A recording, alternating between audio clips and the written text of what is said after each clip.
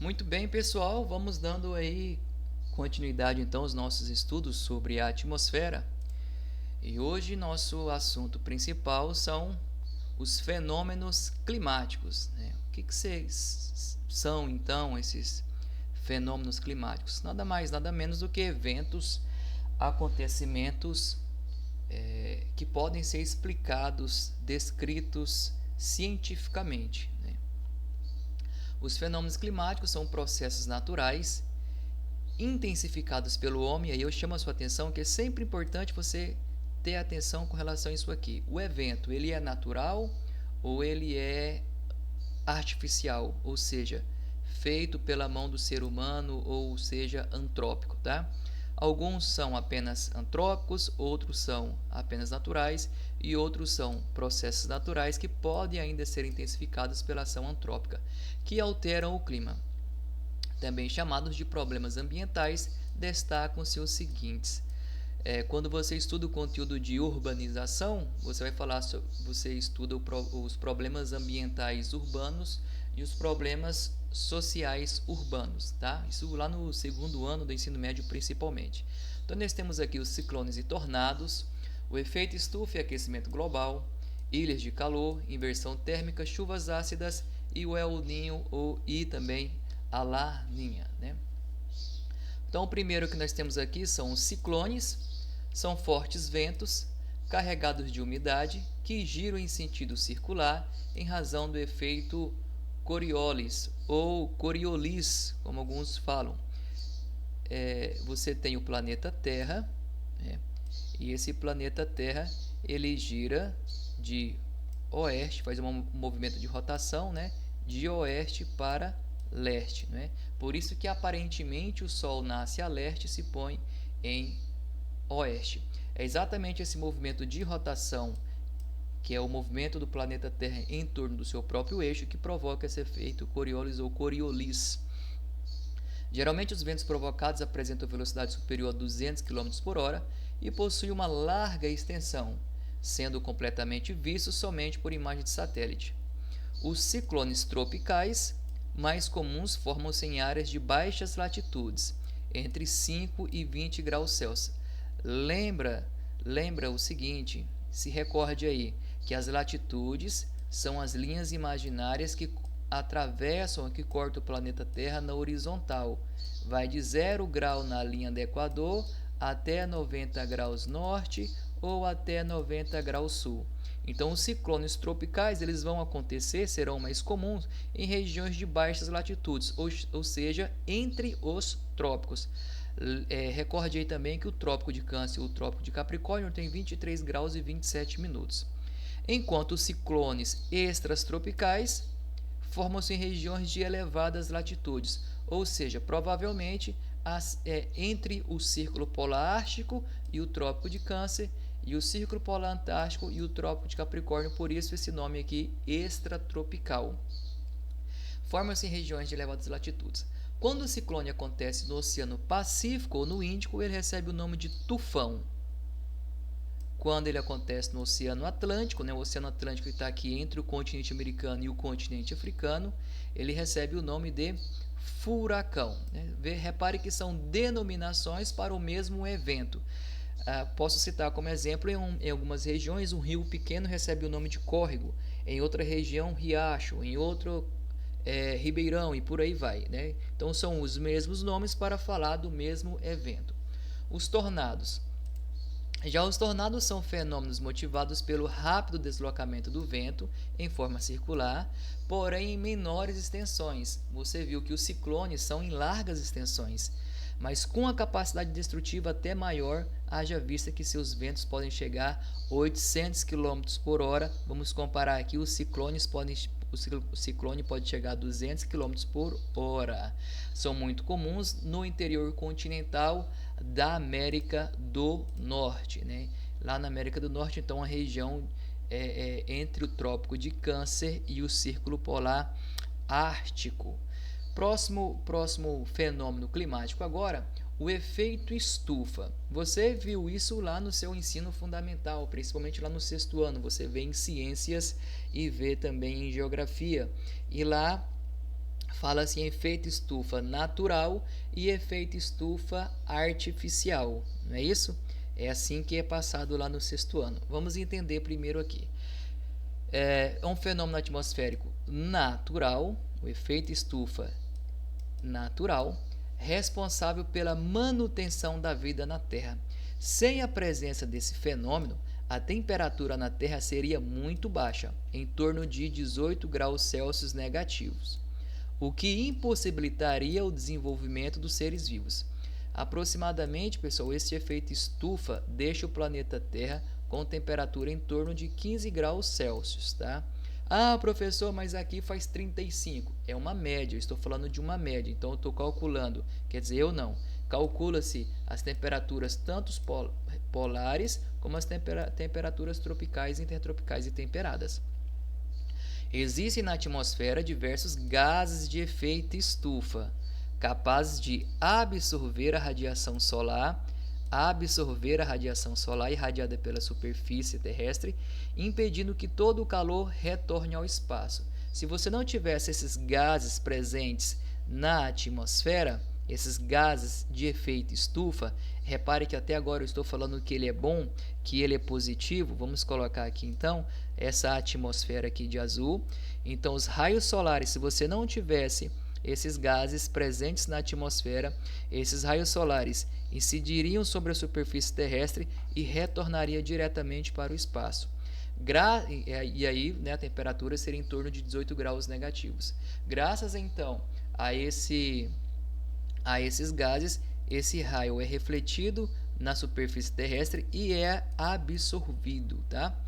Parte da energia emitida pelo Sol à Terra é refletida para o espaço, outra parte é absorvida pela superfície terrestre e pelos oceanos. Uma parcela do calor irradiado é irradiado de volta ao espaço e retida pelos gases de efeito estufa para a atmosfera. Dessa forma, o equilíbrio energético é mantido, fazendo com que não haja grandes amplitudes e as temperaturas fiquem estáveis. Olha, você já aprendeu que a amplitude é a diferença entre a maior e a menor temperatura, tá? Quais são os principais gases do efeito estufa? Professor, mas eu achei que o efeito estufa fosse algo ruim. Não. Sem o efeito estufa, não existiria vida na Terra. O problema é a intensificação do efeito estufa. A intensificação do efeito estufa recebe o nome de aquecimento global. Isso é um problema, tá? Então vamos ver a importância do dióxido de carbono. É o mais abundante entre os gases de efeito estufa, visto que pode ser emitido a partir de diversas atividades humanas. O uso de combustíveis fósseis, como carvão mineral e petróleo, é uma das atividades que mais emitem esses gases. Desde a era industrial, quando falamos de era industrial, nós lembramos aí da primeira revolução industrial, meados do século XVIII, então por volta de 1750. Os livros trazem 1760, eu coloquei 1750 para você lembrar que é metade de um século, né? Meados. Houve um aumento de 35% da quantidade de dióxido de carbono na atmosfera.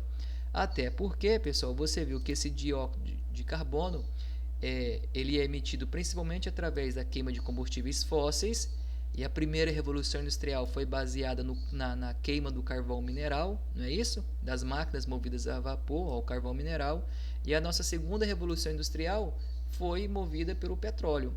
Então, neste momento, neste início da revolução industrial, não havia-se essas leis ambientais, esses protocolos ambientais como nós temos hoje. Segundo gás presente aí no efeito estufa é o gás metano. É o segundo maior contribuinte para o aumento das temperaturas da Terra, com poder 21 vezes maior que o dióxido de carbono, provenientes de atividades humanas ligadas a aterros sanitários, lixões e pecuária.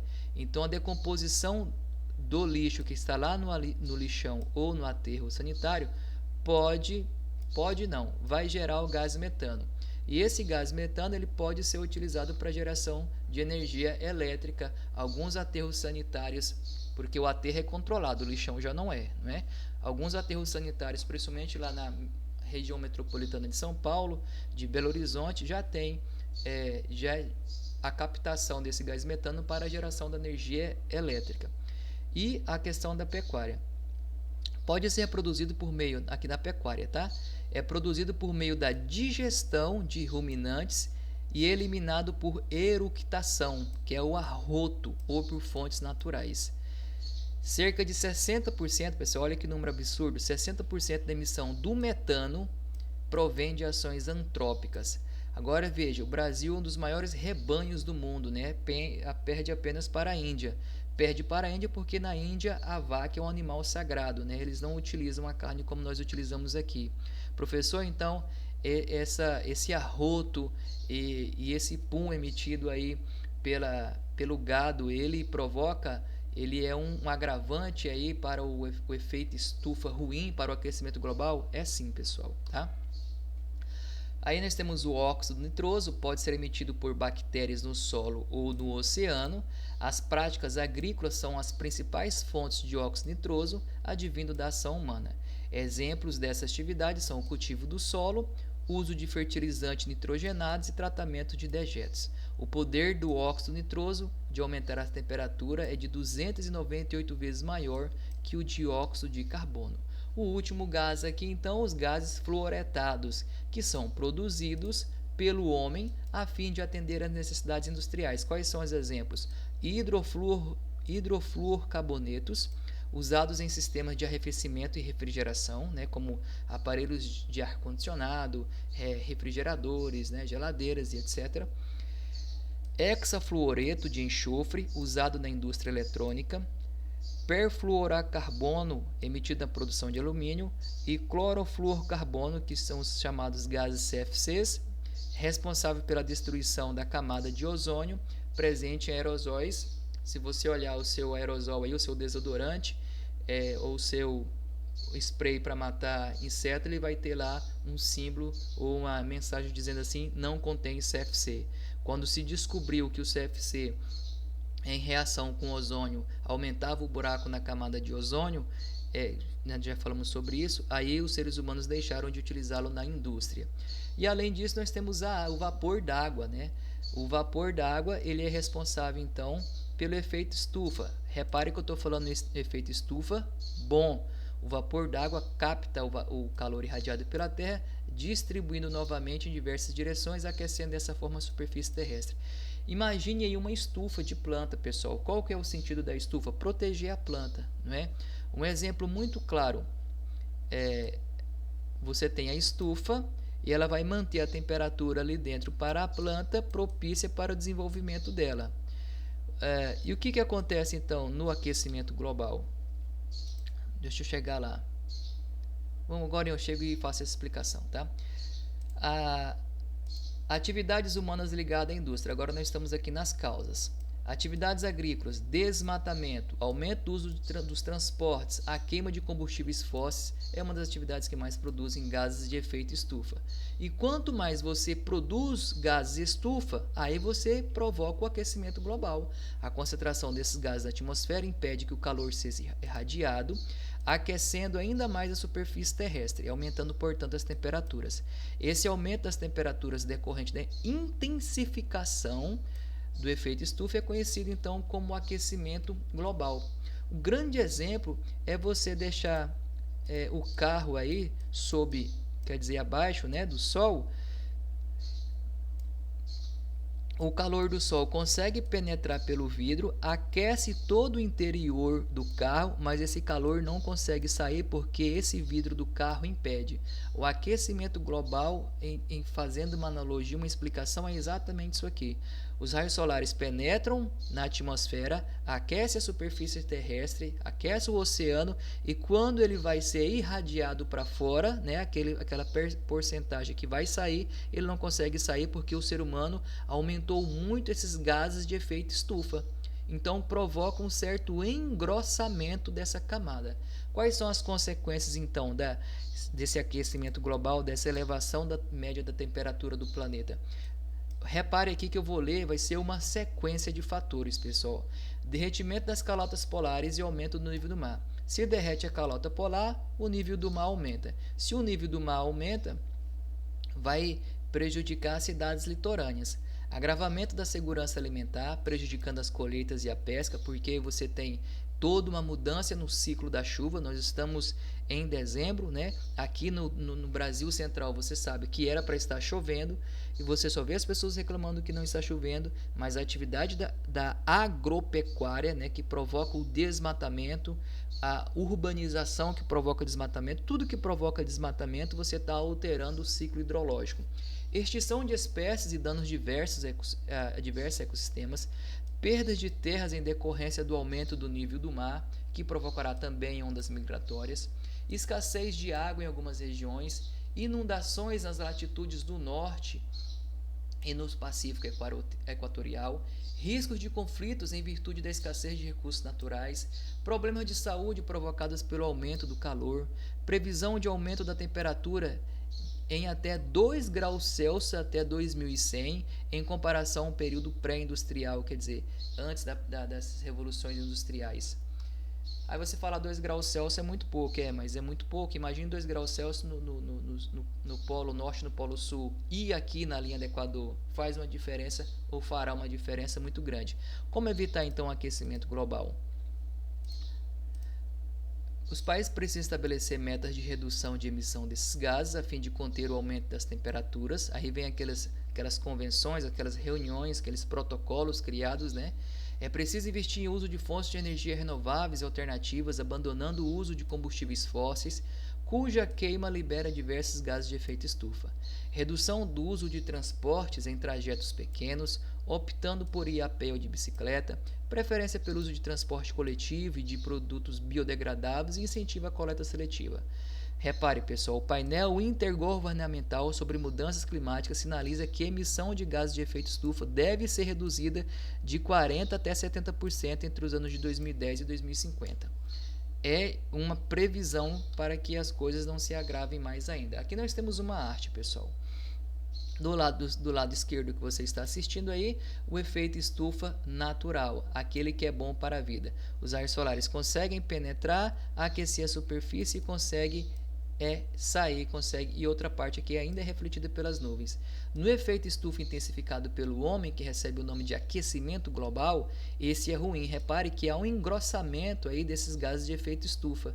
Então os raios solares conseguem penetrar, mas não conseguem sair. E aí eles voltam para a superfície e isso vai provocar então o aquecimento global, tá?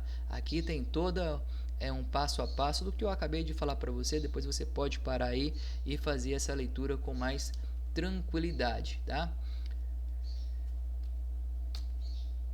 Ilhas de calor, né? Ilhas de calor. O que são as ilhas de calor? Você pensa em geografia, ilha. Ilha é um lugar isolado, né? Uma porção de terra rodeado de água. Ou quando você fala assim, esse aluno na sala de aula parece uma ilha, quer dizer que ele é muito diferente de tudo aquilo que está ao seu redor. Então a ilha dá essa ideia de unidade, né? De diferenciação.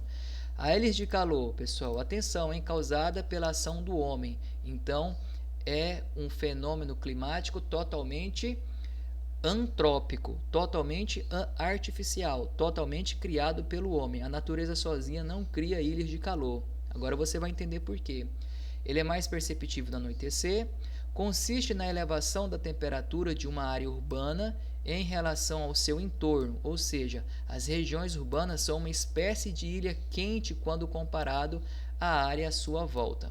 Você vai na avenida principal da cidade, 3 horas da tarde, você percebe um certo calor. Quando você vai para sua casa, que é um setor um pouco mais afastado do centro, que tem mais áreas verdes, você percebe que a temperatura é bem diferente. Quais são consequências da ilha de calor? Aumento do uso da energia elétrica com ventiladores e condicionadores de ar. Solução: estímulo à existência de áreas verdes nos centros urbanos. Tem outra definição aqui, ó. São regiões de elevadas temperaturas quando comparadas com as regiões ao seu redor, que acontece principalmente nas grandes cidades. Esse fenômeno climático também é chamado de ilhas de calor urbano, ICU. Ocorre porque quando os raios solares atingem diretamente os centros urbanos, o calor tende a se acumular devido à dificuldade de se dissipar. As ilhas de calor são consideradas microclimas urbanos. Por que fala que é microclima? Porque é um clima pequeno. No centro está muito quente, na região mais periférica, no sentido de ser afastado da cidade, a temperatura está mais amena. Formados pela aglomeração de construções nas grandes cidades, que ocasiona a retenção de calor quando comparada com os ambientes de regiões periféricas. As diferenças de temperaturas entre os centros urbanos e rurais ocorrem quando a ilha de calor pode variar de 5 até 10 graus Celsius aproximadamente. Essa elevação é perceptível durante o dia e a noite, porém à noite as pessoas costumam notar mais, já que os prédios, a pavimentação de ruas e estradas receberam calor do sol durante o dia todo e à noite começa a irradiar, não é isso? Causas e formação das ilhas de calor. Aumento da urbanização, quer dizer, significa que você tem mais pessoas, mais casas, mais prédios, mais impermeabilização do solo, mais cores cinza e preto, que é a cor do concreto, e menos a cor verde. Pelas inúmeras construções e edificações de concreto que impedem a circulação dos ventos, poluição atmosférica por excesso de veículos, emissão de gases poluentes, liberação de calor em processos industriais, diminuição da cobertura vegetal, que diminui a absorção de calor, pavimentação com impermeabilização e elevada densidade demográfica. Lembra que densidade demográfica é o número de habitantes por quilômetro quadrado, né? Um lugar que tem muitas pessoas, é denso, tem muita gente, densidade demográfica. Uma vez que os raios solares atingem diretamente o concreto dos centros urbanos, o calor é retido e enviado para a atmosfera em forma de ondas de calor. Essa diferença é percebida num dia de verão em que o asfalto pode chegar a uma temperatura de 45 graus, enquanto na grama não passa de 35. Na época você percebe, na época não, você percebe aí muita gente, né, quando está muito, muito quente, filmando aí, divulgando nas mídias sociais, fritando ovo, né, no asfalto, exatamente porque ali está muito quente. Efeitos observados no planeta com relação às ilhas de calor. Surgimento de problemas com saúde relacionados com a umidade relativa do ar, porque ela fica muito baixa. Aumento do consumo de eletricidade. Intensificação do fenômeno do aquecimento global. Aumento da formação de ozônio no solo pela reação de compostos orgânicos voláteis com a luz solar. Aumento da temperatura da água nessas regiões, o que afeta diretamente o habitat aquático e todos os seres que ali vivem, né, daquele ecossistema. Professor, então, qual é a solução para acabar com essa ilha de calor? Mais áreas verdes, né, pessoal? Reflorestamento, programas de arborização, instalação de película reflectiva aos telhados para diminuir a sensação térmica, isso para dentro da sua casa, não é? Pavimentação de ruas com pavimentos permeáveis. Atividades governamentais e comunitárias são incentivadas para colaborar com a preservação ambiental e desenvolvimento local de um ambiente mais atrativo e estrategicamente habitável. Conscientização da população, conscientização, a palavra, pessoal, significa fazer saber, tá? Quando você conscientiza uma pessoa, você está dizendo para ela, ó, isso aqui é certo, isso aqui é errado. Agora, se ela vai atender o seu conselho, o seu ensinamento, é aí que é o problema, né? Então, conscientizar é falar sobre o problema, a fim de diminuir as emissões de dióxido de carbono lançadas pelos veículos e outros gases poluentes, além da preservação das áreas verdes, posto que o solo e a vegetação absorvem de maneira mais natural o calor. Então, nós temos aqui agora as artes para podermos discutir. Então, na ilha de calor, você tem uma maior absorção e retenção do calor. Nessa imagem aqui, principalmente, que tem prédios, esses prédios dificultam aí a dissipação desse calor, ao passo que nas áreas verdes você não tem isso tudo, tá? Por que ocorre o efeito de ilha de calor urbana? Efeito ilha urbana de calor. Tem uma palavrinha aqui, pessoal, que é o albedo, tá? Isso aqui cai muito nas questões de Enem, de vestibular. O que é o albedo? É a capacidade de reflexão da radiação solar de uma determinada superfície. E tem muito a ver com a questão da cor, né? Quando você pega aí uma roupa mais escura para sair nesse sol aqui do Tocantins, o papai, a mamãe, o responsável fala assim, fulano, coloca uma roupa mais fresca, quer dizer, uma roupa com tecido de uma cor de tecido mais claro, porque as cores escuras elas retêm mais o calor. Então, o concreto que tem a cor escura, né, além de ser um material que absorve mais o calor, ele tem essa cor que também absorve mais o calor. Então, se você tem por isso que as pessoas pintam a casa de branco, não é só porque é bonito, porque essa cor ela reflete mais essa radiação solar e não aquece tanto. Então, nós temos um exemplo aqui, pessoal. Na zona rural, vamos para o primeiro exemplo. Na zona rural, como é que é a absorção e retenção de calor? A retenção é menor, ao passo que na cidade, a zona urbana, é maior. Transpiração das plantas e evaporação da água do solo.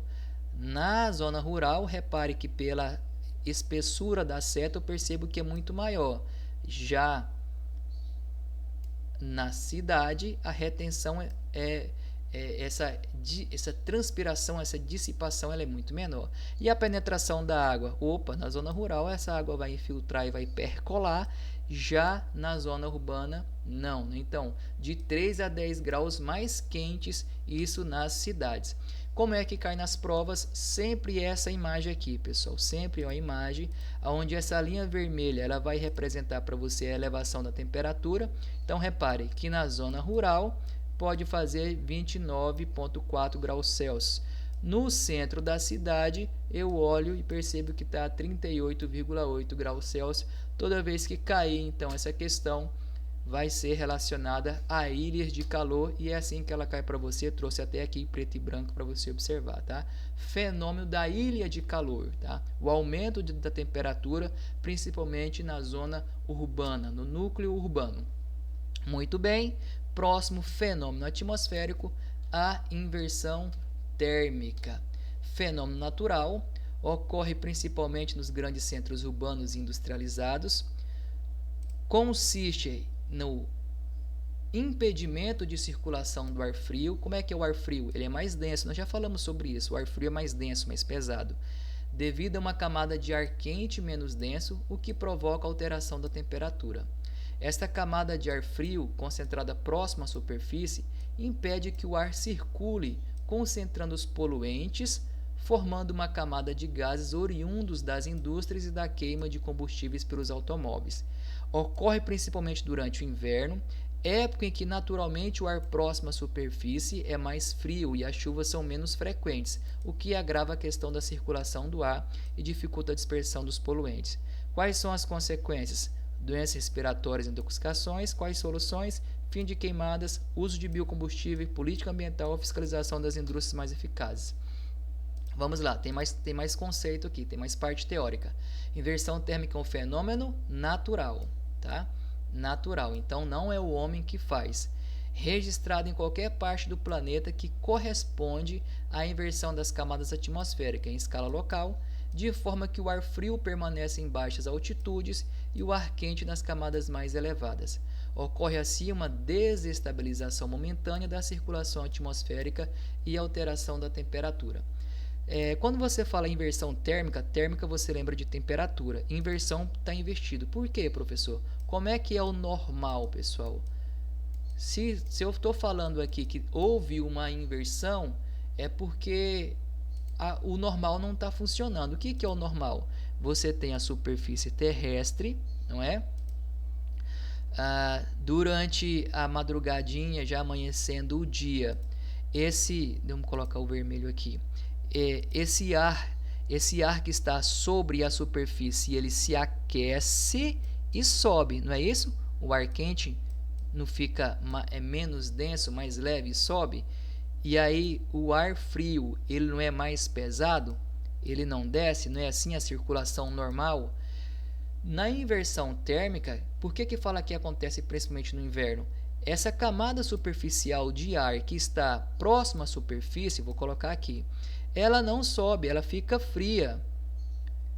Ela não se aquece, então todo esse ar que está aqui mais denso e mais pesado fica próximo à superfície.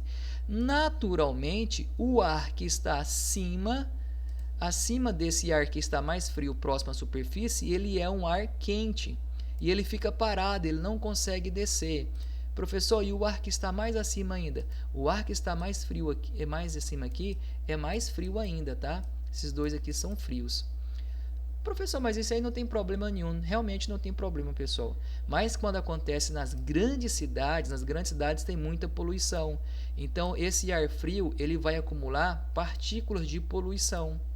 Então, ele é um fenômeno natural e o grande problema dele é que desse ar frio não subir, não fazer a troca com ar quente, porque ele vai acumular poluição.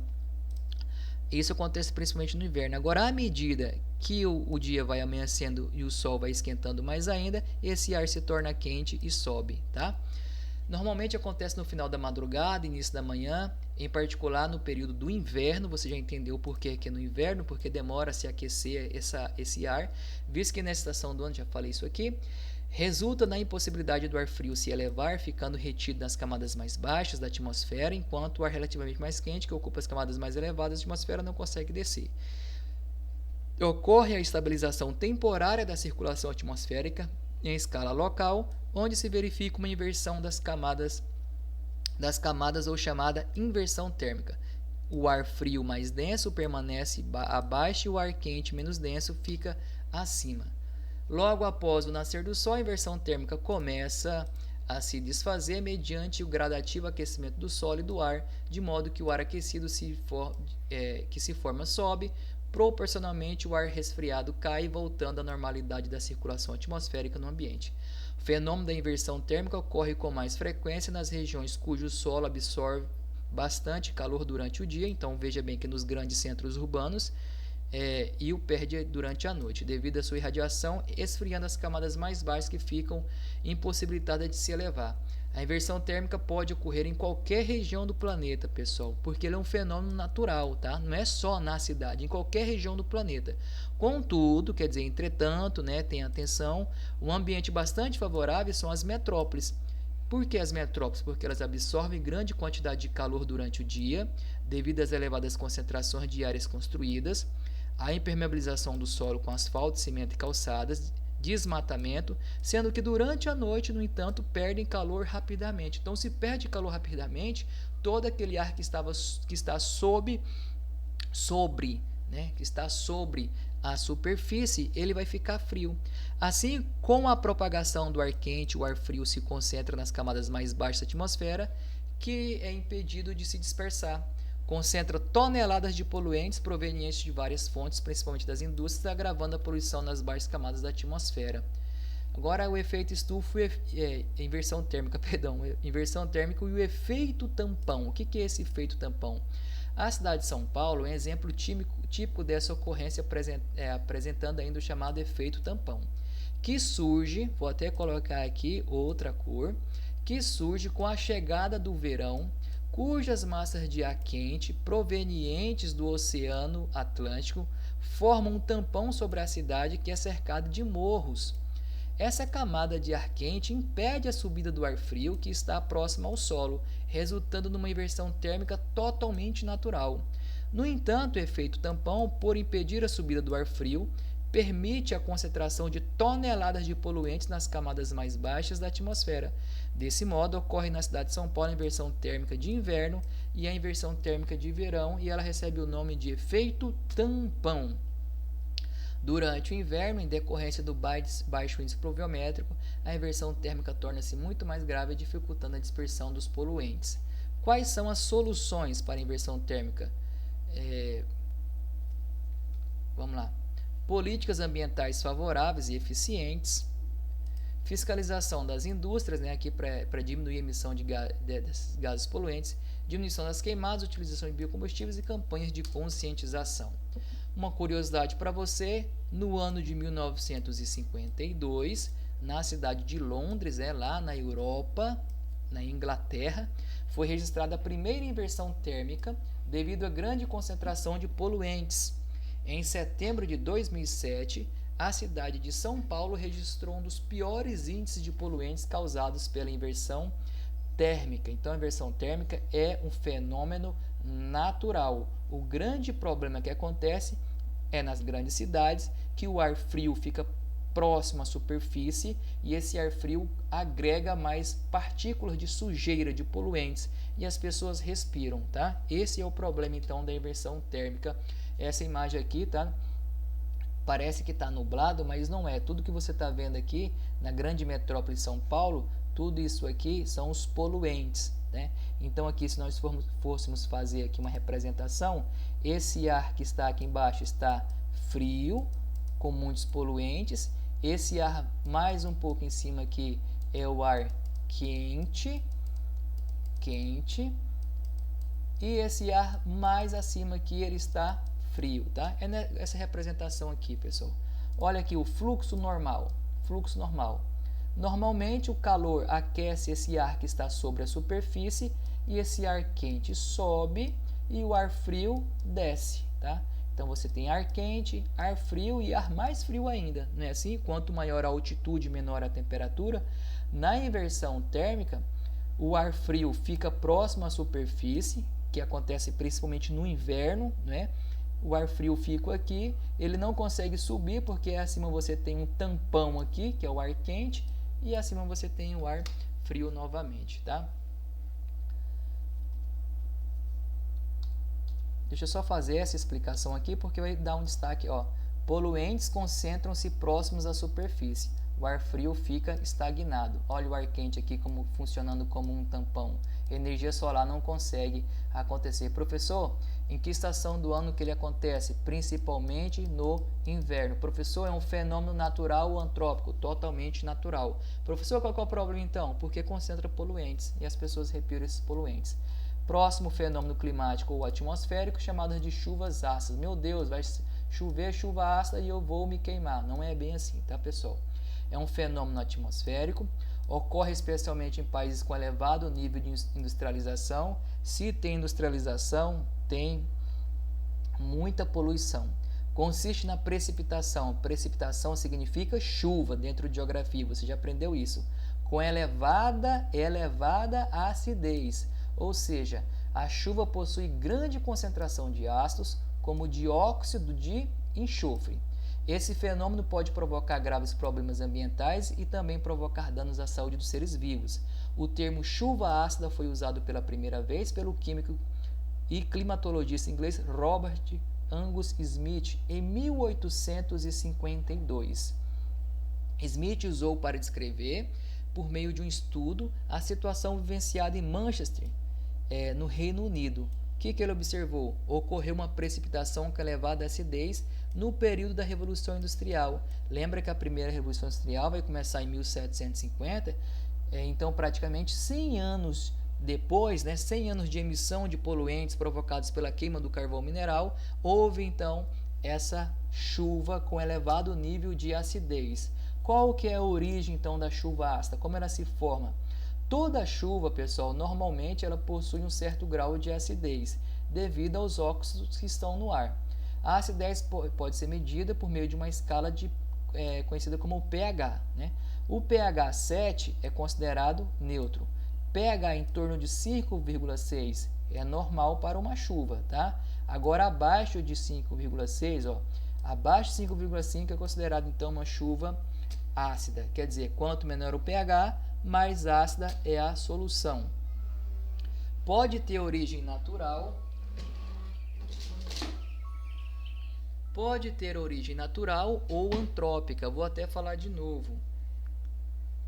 A chuva ácida pode ter origem natural ou origem antrópica. Atenção que isso pode ser um pega na sua avaliação, tá? Os principais geradores naturais da chuva ácida: os vulcões, que emitem na atmosfera partículas compostos de enxofre e poeira. Outro exemplo: processos biológicos ocorridos nos solos, pântanos e oceanos, além da respiração animal e vegetal. Agora nós, seres humanos antrópicos, ambientes com grande concentração de indústrias e veículos, queima de combustíveis fósseis para geração de energia e gases lançados pelos veículos. Tá? Então, a chuva ácida é um fenômeno natural ou antrópico. Tá? A inversão térmica, totalmente natural. O efeito estufa ele é natural, ele é bom para a vida. Agravamento do efeito estufa, chamado de aquecimento global, esse é provocado pelo ser humano. A precipitação com elevada acidez ocorre quando em um determinado lugar há uma elevada concentração de gases como dióxido de enxofre, nitrogênio na atmosfera, que em contato com gotas de água suspensa no ar reagem formando ácidos que, ao precipitar, dão origem à chuva ácida.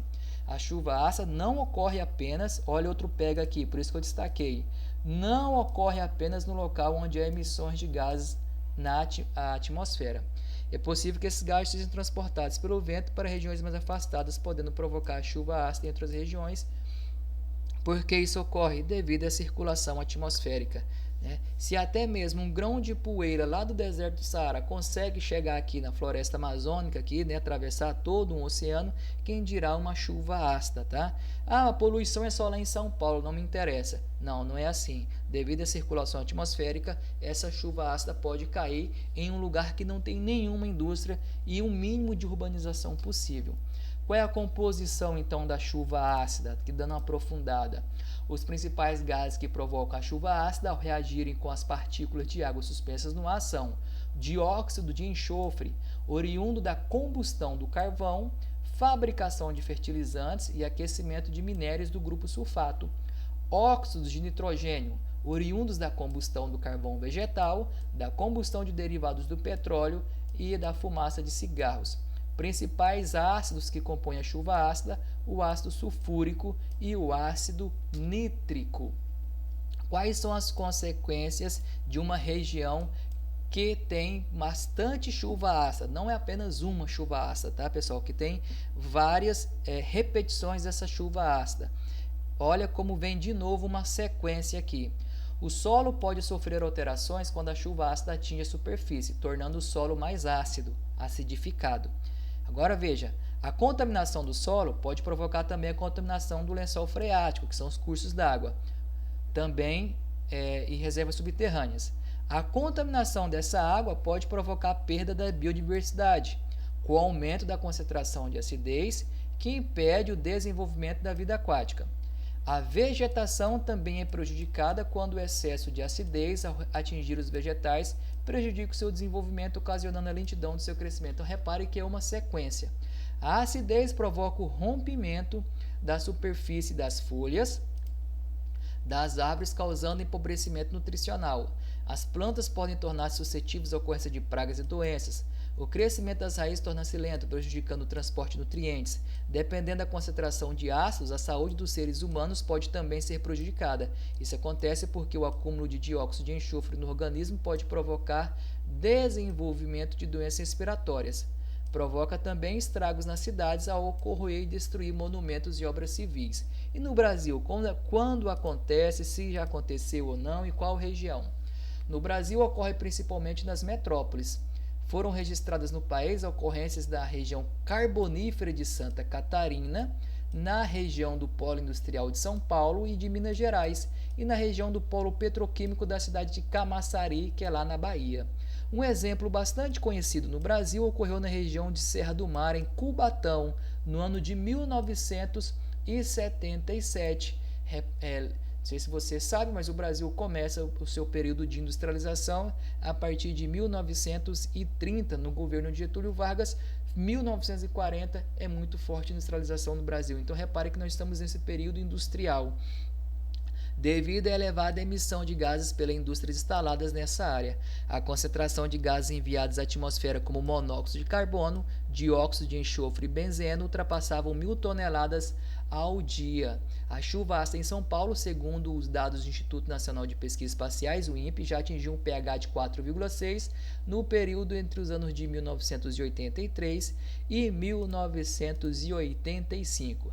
A principal consequência foi os danos causados à Mata Atlântica, que é o bioma daquela região. Boa parte da vegetação foi perdida devido à acidez. Programas de reflorestamento na cidade de Cubatão já foram elaborados com o intuito de reflorestar a área e proteger as encostas que perderam a cobertura vegetal. A população da região também sofreu bastante com a ocorrência das chuvas, apresentando elevados índices de doenças respiratórias e crianças com a má formação do sistema nervoso. E aí vem aqui para você, ó, eu já falei da cidade de Cubatão, vou colocar aqui que ela já foi considerada pela ONU em 1980 como a cidade mais poluída do mundo. Hoje, Cubatão é um grande exemplo de recuperação e recebeu da ONU o selo de cidade símbolo da recuperação ambiental, por conseguir controlar 98% do nível de poluentes no ar. A usina termoelétrica da cidade de Candiota, em Bagé, no Rio Grande do Sul, provoca a formação de chuvas ácidas no Uruguai. Além desses locais, a Zona Franca de Manaus também é uma área que merece atenção, com casos de chuva ácida registradas na cidade. Muito bem. E no mundo, professor, como é que fica a situação da chuva ácida? Aqui na América do Norte, nos Estados Unidos, aproximadamente 10% dos lagos da região montanhosa de Adirondack possui pH inferior a 5. Na Alemanha, na Europa, Mais da metade das florestas sofreram danos provocados pela ocorrência de chuva ácida. Na Polônia, na Europa, as ferrovias sofreram grandes efeitos corrosivos. Reino Unido também na Europa. A precipitação ácida causou danos a aproximadamente 67% das florestas. E aqui tem a arte, né? Tem a ilustração, aqui tem para você poder visualizar bacaninha aí. Tem a indústria aqui, né? Então nós temos o dióxido de carbono, que é o CO2, SO2, dióxido de enxofre, e NOx, óxido de nitrogênio. Esses são os principais gases causadores das chuvas ácidas, que são provenientes da queima de combustíveis fósseis, né? E aí tem toda a sequência aqui. Eu não vou fazer toda a leitura para não ficar mais extenso ainda, porque eu já acabei falando aí nos slides anteriores. Depois você pode parar e fazer aí essa leitura mais tranquila. Aqui tem a imagem da chuva ácida corroendo os monumentos, né? E aqui na floresta. Agora chegamos no El Niño, o menino, né? Fenômeno atmosférico. O nome El Niño, que se refere a menino Jesus, se deve ao fato deste fenômeno ocorrer no mês de dezembro. Atenção, tá, pessoal? Onde que ele ocorre e qual o mês? No mês de dezembro, na costa do Peru, acarretando queda do número do pescado na região. Fenômeno totalmente natural. Ocorre num período de aproximadamente 2 a 7 anos. Um período de 2 a 7 anos você tem. Por que, professor, tem toda essa diferença? Porque os climatologistas não conseguem ainda explicar direito o fenômeno do El Niño, tá? Existem muitas incertezas, muito achismo aqui dentro, porque essa ciência da climatologia, estudar o clima, é algo difícil. Refere-se ao aquecimento acima da média de 3 a 7 graus Celsius das águas do Oceano Pacífico, próximos à linha do Equador, e a redução dos ventos alísios, ventos que sopram de leste a oeste na região equatorial. Normalmente, atenção para isso aqui, normalmente no hemisfério sul, os ventos alísios sopram em uma velocidade média de 15 metros por segundo, aumentando o nível das águas do Oceano Pacífico, lá próximo à Austrália, até 50 centímetros. Então olha que louco, o Oceano Pacífico na costa australiana é 50 centímetros mais alto do que na costa oeste da América do Sul. Além disso, esses ventos provocam correntes que levam as águas superficiais, que são quentes nessa direção. Quando El Niño ocorre, a velocidade dos ventos alísios diminui para aproximadamente 2 metros por segundo e o nível das águas se eleva em direção à América do Sul. As águas superficiais, por não se movimentarem tanto, não têm sua temperatura aumentada. Quais são as consequências para o Brasil? Eu vou fazer toda a parte teórica aqui, depois eu faço a explicação. Por conta da extensão do Oceano Pacífico, que cobre aproximadamente 1/3 de toda a extensão territorial, as consequências do El Niño e da Laninha atingem a escala global. No Brasil, o El Niño faz com que a porção norte, vamos lá, território brasileiro aqui, região norte e região nordeste. Nordeste do território sofra com a diminuição das chuvas, prolongando o período de estiagem e intensificando queimadas. A porção sul, e aqui nós temos o sudeste. A porção sul-sudeste presencia o aumento das temperaturas médias e também da precipitação, aumento da chuva, tá? Precipitação. O Laninha diminui as temperaturas médias e a precipitação da porção sul e sudeste, enquanto intensifica a precipitação na região norte e nordeste. Quer dizer, o Laninha é totalmente o contrário. O Laninha ocorre com menos frequência e apresenta características opostas ao El Niño. Quando ocorre, há um resfriamento das águas superficiais do Oceano Pacífico na costa peruana. Vamos tentar fazer um esquema aqui rápido. Deixa eu tentar desenhar com esse mouse. Vamos dividir a tela aqui e fazer o fenômeno natural, tá? Aqui eu tenho a Austrália, né? Austrália. Então, aqui nós estamos, para você entender, isso que eu estou desenhando aqui é a porção leste do mapa mundi, tá? Esse Ezinho aqui representa leste. Aqui está a Austrália, então aqui o Japão, né? Todo o continente asiático aqui nessa região. Desse lado aqui eu tenho a América do Sul, certo? Essa região aqui. Eu tenho também, deixa eu tentar fazer aqui, a linha do Equador. É claro que aqui não tem deixa eu fazer de outra cor. Não tem critério cartográfico, tá? Vou fazer para você poder entender. Vou fazer aqui de verde, linha do Equador. Certo. Aqui acima eu tenho o trópico de Câncer. Aqui abaixo eu tenho o trópico de Capricórnio. O que eu estou fazendo para você aqui é a situação normal, sem o El Niño, tá? Normalmente você tem, então, os ventos alísios. O que são ventos alísios? Ventos que sopram dos trópicos em direção à linha do Equador. Ventos que sopram dos trópicos em direção da linha do Equador. Todo esse vento aqui, ele é tão forte, você viu na leitura, ele é tão forte que ele consegue levar toda essa água superficial aqui para a costa australiana. Como é que é o nome desses ventos, professor? Ventos alísios. Alísios. Qual é a característica aqui, alísios? Qual é a característica dessa água do Oceano Pacífico Sul? Porque se está abaixo da linha do Equador é sul, não é? São águas quentes. Tá? Então, os ventos alísios sopram essas águas quentes para próximos da Austrália. Ao chegar aqui na Austrália, olha, se é uma massa de água quente, vai provocar bastante chuva aqui na região da Austrália, pessoal. Então, essa água superficial ela é removida pela força dos ventos alísios, certo? Então, naturalmente, chove bastante aqui na Austrália. Todo o litoral de água quente é úmido, né? E chove bastante. Você tem a interação entre as massas de ar quente com essa massa de água também quente. Eu não posso esquecer que aqui, nessa região da costa oeste da costa, professor, como assim costa oeste? Olha aqui, eu tenho o leste brasileiro, né? E o leste da América do Sul e o oeste da América do Sul. Então, na costa oeste da América do Sul, eu tenho o que eu chamo de corrente marítima de Humboldt. Lembra-se dela? Humboldt. Não vou escrever porque vai dar mais trabalho ainda, daqui a pouco você vê outra imagem. Essa corrente marítima aqui, ela tem a origem de ser fria. O que você já aprendeu? O frio é mais pesado do que o que é quente. Então, é uma corrente marítima que vem remexendo todo o assoalho oceânico. O assoalho oceânico é rico em zooplâncton e fitoplâncton, que é a comida dos peixes.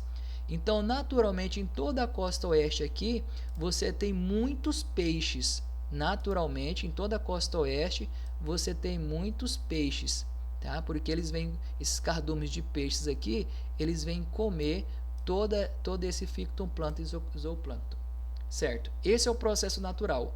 Ventos alísios soprando toda essa água superficial aqui lá para próximo da Austrália. Isso é o natural. Tanto é natural que quem descobriu, pessoal, o fenômeno do El Niño foram os pescadores, que em dezembro, El Niño, que é o menino Jesus, né? El Niño Jesus, em dezembro eles não conseguiram pescar o que eles pescavam antes. O que tem a ver dezembro? Eu já falei para vocês lá na aula de estações do ano que dezembro, janeiro e fevereiro são os meses de verão no hemisfério sul, tá? Então eles não pegaram aqui os peixes que eles tinham o costume de pegar, certo? O que depois, né, foi se estudado, é claro, e agora se sabe que há a diminuição desses ventos alísios. Então essa água que antes, deixa eu tentar fazer aqui de novo aqui rapidinho, Austrália, tentar fazer aqui América do Sul, tá? América do Sul aqui, só para poder completar o desenho aqui, a linha do Equador, tal, o trópico. Eu não tenho, e os climatologistas não conseguem explicar. Esses ventos alísios, vou até fazer ele pequenininho aqui, ó. Eles não conseguem soprar com tanta força assim.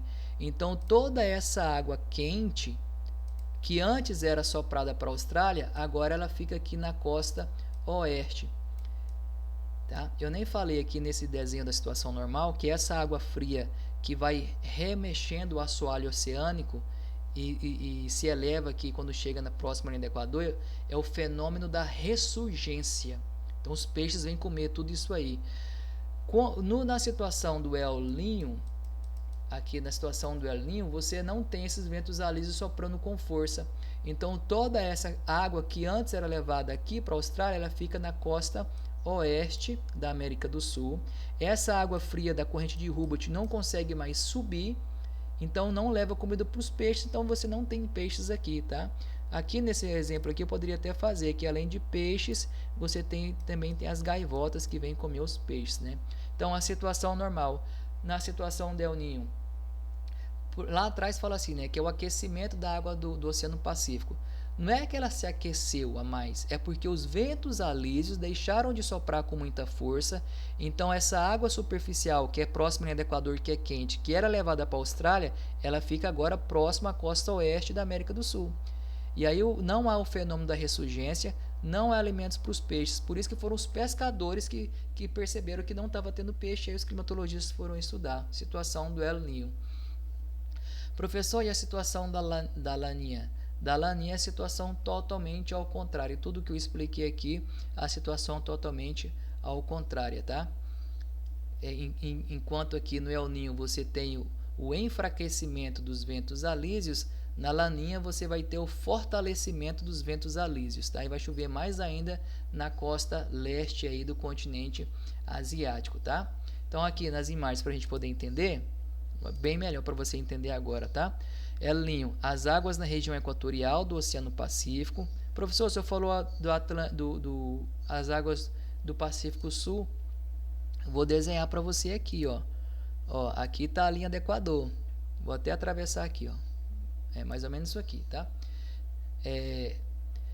Aqui está a linha do Equador. Então, as águas da região equatorial, quer dizer, próxima à linha do Equador do Oceano Pacífico, aquecem 5 graus Celsius ou mais acima da média histórica. Novamente eu falo, não é que ela se aqueceu, é que os ventos alísios que sopram da linha do Equador, dos trópicos em direção à linha do Equador, eles deixam de soprar com força. No El Niño, eu falei que é totalmente ao contrário, né? As águas da região equatorial do Oceano Pacífico esfriam. Por que elas esfriam? Porque elas aqui sopram com muito mais força, tá? E aí a ressurgência aqui vai ser muito maior.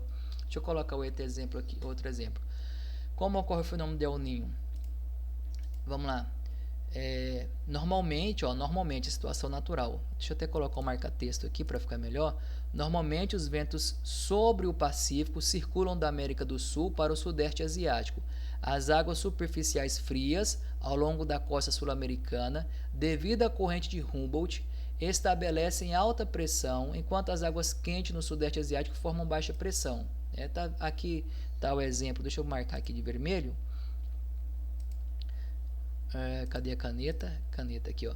Aqui está a corrente de Humboldt, fazendo o fenômeno da ressurgência e os ventos alísios fortes soprando aí lá para a região sul, sudeste e leste do continente asiático, tá?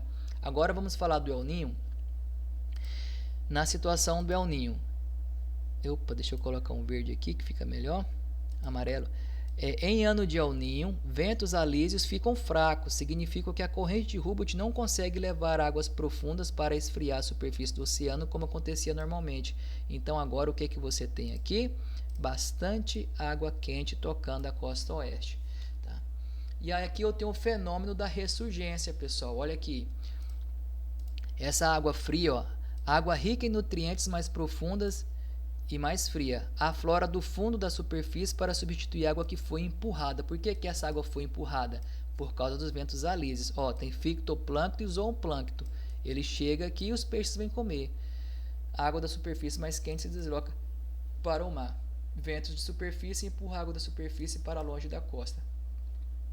Esse é o fenômeno natural. Com El Niño não tem isso aqui mais. Os ventos ficam fracos e aqui em cima eu só vou ter água quente e essa ressurgência não vai acontecer, tá?